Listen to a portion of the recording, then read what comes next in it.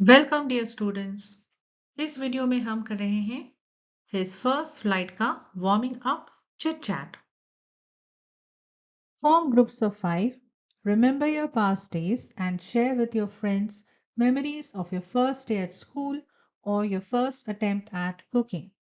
5 बच्चों का एक ग्रुप बनाइए और अपने पुराने दिनों को याद कीजिए और अपने दोस्तों के साथ अपनी यादों को शेयर कीजिए, जैसे आपके स्कूल का पहला दिन या जिस दिन आपने पहली बार खाना पकाने की कोशिश की थी, वो दिन। What role did your parents and siblings play to help you to overcome your fear? जब ये दिन था जिस दिन आप ये चीजें कर रहे थे, तो उस दिन शायद आप घबराए हुए थे। तो आपके उस डर को भगाने के लिए, उस पर काबू पाने के लिए आपके पेरेंट्स ने या आपके भाई-बहन ने आपकी कैसे मदद की, उस बारे में भी आप डिस्कस करिए। My first attempt at cooking, तो हमने ये टॉपिक सिलेक्ट किया है कि पहली बार जब हमें खाना पकाना था तब क्या हुआ था। During my first attempt at cooking I was both excited and nervous. तो पहली बार जब हम खाना पकाने की कोशिश कर रहे थे तब हम एक्साइटेड भी थे, यानी हमारे अंदर जोश भी था, लेकिन हम नर्वस भी थे, यानी घबराहट भी थी। My mom would always want me to stay away from sharp knives and the gas stove fire, so I was a little scared. तो मम्मी जो है वो हमेशा कहती थी कि तेज छुरियों से दूर रहो, जो गैस है उसके आग से दूर रहो। तो जाहिर सी बात है कि अंदर डर तो होगा ही, but also happy at the thought that now I will be able to cook for myself. लेकिन इस बात की खुशी भी थी कि अब मैं खुद अपने हाथों से खाना बना पाऊंगी। My first recipe was a simple omelette. तो जो पहली रेसिपी मैंने ट्राई की थी वो एक सीधा सादा सा ऑमलेट ऑमलेट की रेसिपी थी। My mom wrote down all the steps for me and I followed the directions as much as I could. तो मेरी मम्मी ने जो रेसिपी के स्टेप्स होते हैं वो लिखे थे और मैं मुझसे जितना हो सकता था मैंने उन्हें फॉलो करने की कोशिश की। जो हिदायतें लिखी थी उन्हें उन पर अमल करने की कोशिश की। I made a lot of mess while cracking the eggs, but my mom simply smiled and helped me to crack them. और जब ऑमलेट बनाते हैं तो हमें अंडा फोड़ के बनाना होता है, तो तब उस वक्त मैंने बहुत गंदगी की। अंडे ठीक से टूट नहीं रहे थे, ज़मीन पर गिर गए थे, इस तरीके की चीज़ें हो रही थी। लेकिन मेरी मम्मी ने सिर्फ एक प्यारी सी मुस्कुराहट दी और मुझे मदद की उस स्टेप को करने के लिए, जो अंडे क्रैक करने का स्टेप होता है। I was able to make a decent omelette and thanked my mom for help and support. और मैंने एक ठीक ठाक सा ऑमलेट बना लिया और अपनी मम्मी का शुक्रिया अदा किया उनकी हेल्प और सपोर्ट के लिए।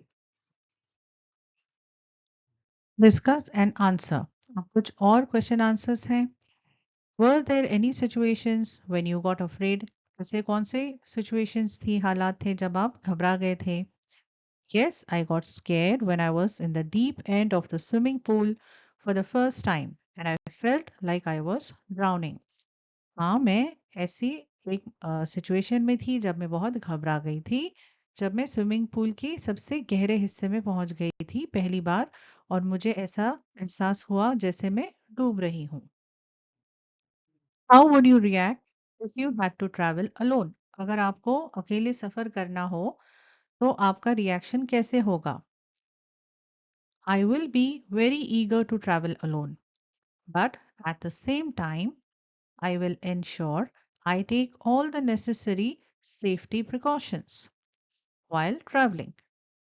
अगर मुझे अकेले सफर करने का मौका मिले तो मुझे इस बात की खुशी होगी, लेकिन उसी वक्त सेम टाइम यानी उसी वक्त मुझे ये भी एहसास होगा कि मुझे जो है एहतियात बरतनी चाहिए कि ट्रैवल करते वक्त कौन सी चीजें हैं जो करनी चाहिए, नहीं करनी चाहिए। How would you react if you had to stay alone at home? और अगर आपको घर में अकेला रहना पड़ा तब आपका रिएक्शन कैसे होगा? I will follow my parents' instructions when they leave me alone at home. If I feel lonely, I'll keep myself occupied by watching TV or reading books. अगर मुझे घर में अकेला रहना पड़ा तो मैं सबसे पहले क्या करूँगी कि मेरे पेरेंट्स ने जो मुझे ताकीद की थी, इंस्ट्रक्शंस दिए थे कि अगर मैं घर में अकेली हूँ तो मुझे क्या करना चाहिए, मैं उन्हें फॉलो करूँगी। और अगर मुझे अकेलापन महसूस होगा तो मैं टीवी देखूँगी या फिर किताबें पढ़ूँगी। What would you do if you were lost in a new city? अगर एक नए शहर में आप गुम हो जाते हैं, तो आप क्या करेंगे? If I were to get lost in a new city, I wouldn't panic. अगर मैं एक नए शहर में खो जाती हूँ, तो मैं पैनिक नहीं करूँगी। पैनिक करना यानी कि सिर्फ घबराना नहीं, लेकिन इतना घबरा जाना कि हमारा जो होश है, हम उसे सँभाल नहीं पाते हैं। तो ऐसी हालत में हमें नहीं आना है। I would search for the nearest telephone booth or internet center and contact my friends or family. तो मैं क्या करूँगी कि नज़दीकी टेलीफ़ोन बूथ या जहाँ से भी मैं फ़ोन कर पाऊँ, ऐसी जगह ढूँढूँगी या इंटरनेट सेंटर ढूँढने की कोशिश करूँगी, जहाँ से मैं अपने दोस्तों को या अपने घरवालों को कॉन्टैक्ट कर पाऊँ। If I didn't have a way to contact them, I would reach out to police officers and seek their help. और अगर मैं उन्हें उन्हें इन चीज़ों के ज़रिए कॉन्टैक्ट नहीं कर पाती हूँ, तो मैं जो पुलिस ऑफिसर्स होते हैं, उनकी मदद लेने की कोशिश करूँगी।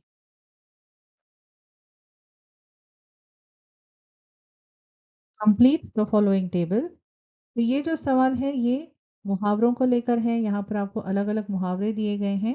आपको उनका मतलब समझना है और सेंटेंसेस बनाने हैं। तो ये ईडियम जो है वो है, पहला जो मुहावरा है वो है बर्ड्स आई व्यू। इसका क्या मतलब है?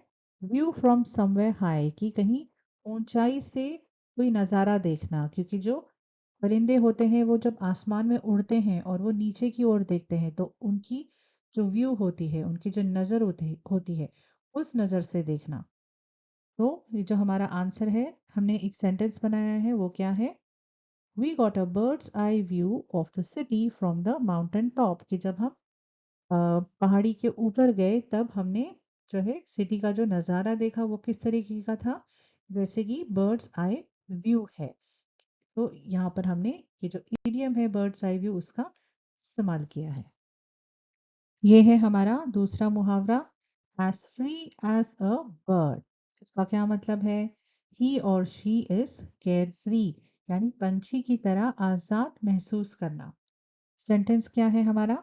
After finishing her exam she will be as free as a bird, कि उसका एग्जाम खत्म होने के बाद वो एक पंछी की तरह फ्री हो जाएगी। हमारा तीसरा ईडियम है ईगल्स आई। ईगल यानी बाज या गरुड़। मीनिंग क्या है? Ability to observe something closely, कि किसी चीज को बहुत नजदीक से देखने की सलाहियत। सेंटेंस क्या है हमारा?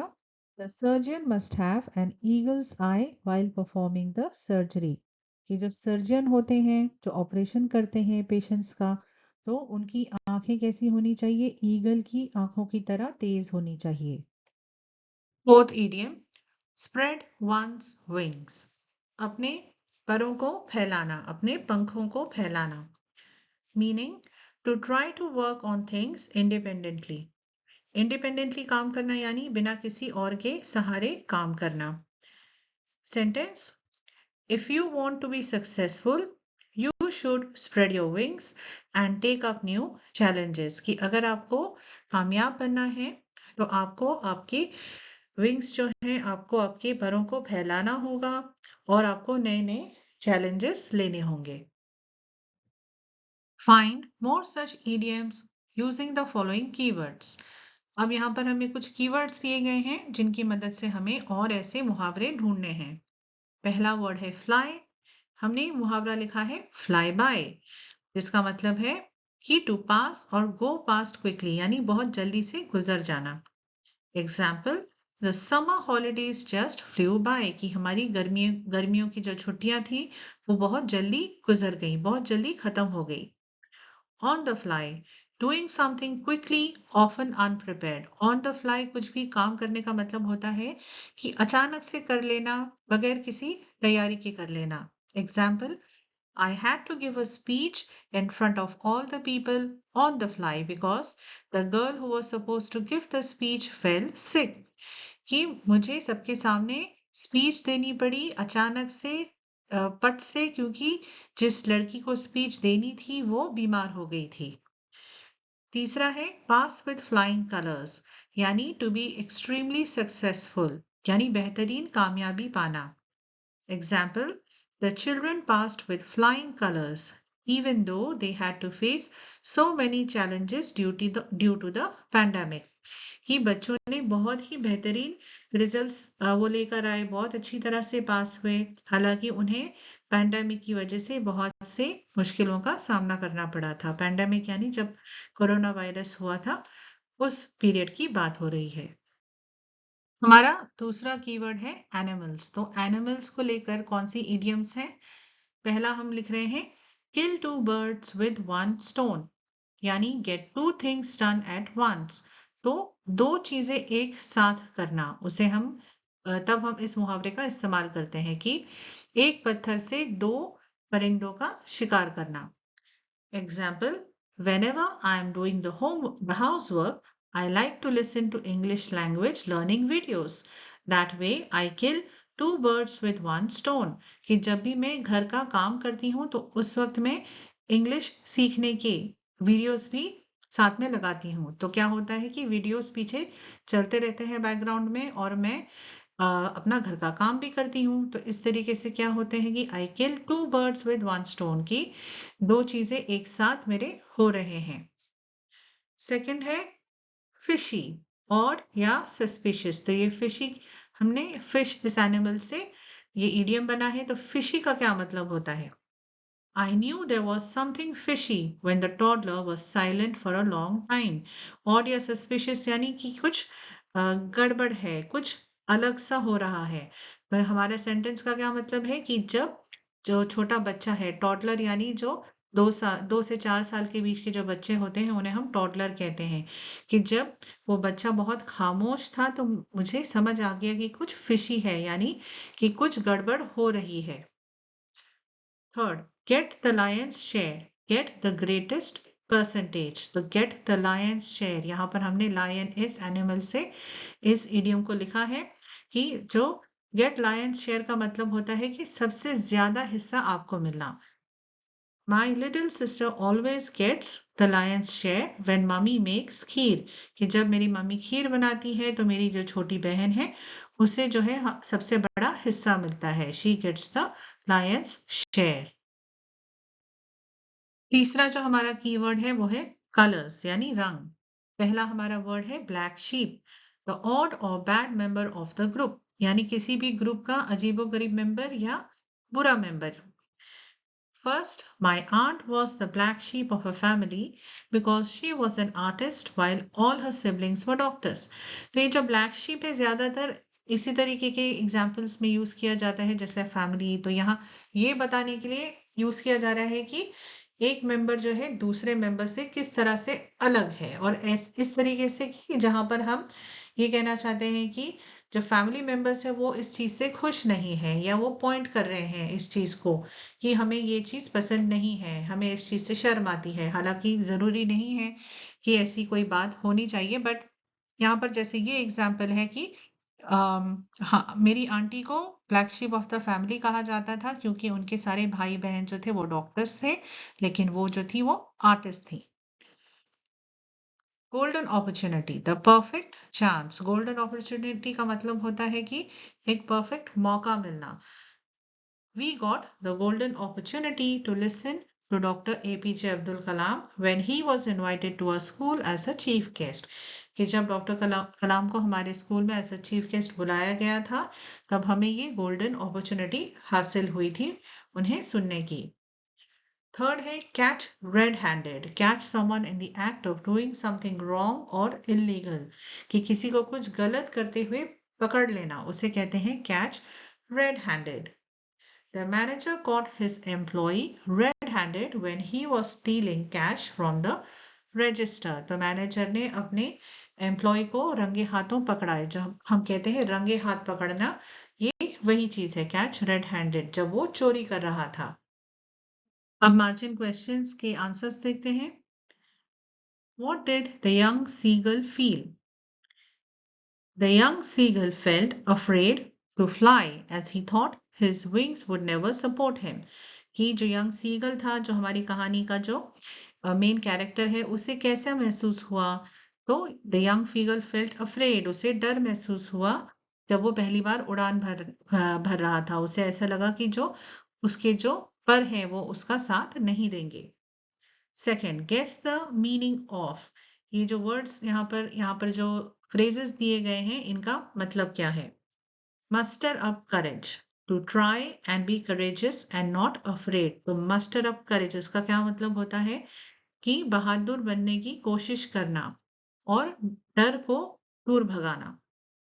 Ascending the sky, to fly high or going up in the sky. Sky को ascend करना यानी ऊंचाई की तरफ जाना, तो आसमान में दूर उड़ना। Why did the young seagull feel hot? Young seagull, जो हमारा seagull था, उसे गर्मी क्यों होने लगी थी? The young seagull felt hot because the sun was now ascending the sky, blazing on his ledge, and he had not eaten since the previous nightfall. तो यंग सीगल को कब गर्मी लगने लगी थी? जब वो बहुत देर तक बाहर खड़ा था और जो सूरज था वो आसमान में दोपहर के वक्त चमकने लगा था, और उसकी जो गर्मी है वो जहां पर जो हमारा सीगल खड़ा था लेज पर, उस पर पड़ रही थी, और उसने कुछ खाया भी नहीं था, इसीलिए उसे बहुत गर्मी महसूस हो रही थी। What were the young seagull's parents doing? जो यंग सीगल था उसके पेरेंट्स क्या कर रहे थे? The young seagull's father was preening the feathers on his white back, and his mother was looking at him from the plateau. जो उसके father थे वो अपने परों को प्रीन कर रहे थे। प्रीन करना यानी अपनी चोट से साफ करना, और जो उसकी माँ थी वो उसे प्लाटो से यानी जो ऊपरी सतह थी वहां से देख रही थी। Guess the meaning of soar, go up यानी ऊंची उड़ान भरना, परवान भरना। Maddened by hunger, being extremely hungry यानी बहुत ज्यादा तेज भूख लगना। Seized, detained or stopped यानी रोक देना। What were the young seagull's brothers and sister doing? जो सीगल था उसके भाई और बहन क्या कर रहे थे? The young seagull's two brothers and sister were lying on the plateau, dozing with their heads sunk into their necks. तो ये उस वक्त की बात है जब जिस पैराग्राफ के पास ये सवाल लिखा गया था कि उसके भाई बहन उस वक्त क्या कर रहे थे, तो उस वक्त वो क्या कर रहे थे? वो प्लेटो पर सो रहे थे और अपने सरों को अपने गर्दन में छुपाकर वो सो रहे थे। What did he forget? वो क्या भूल गया था? He forgot that he had not always been able to fly. वो ये भूल गया था कि वो उसने कभी पहले उड़ान भरी ही नहीं थी। तो ये कब हुआ था? जब वो पहली बार उड़ने लगा था। Thank you for watching this video. अगर आपको वीडियो पसंद आया है तो प्लीज़ इसे लाइक करिए, अपने फ्रेंड्स के साथ शेयर करिए, और हमारे चैनल को ऐसे और वीडियोस के लिए सब्सक्राइब करिए। एंड प्लीज़ आपके कीमती कमेंट्स हमें ज़रूर दीजिए।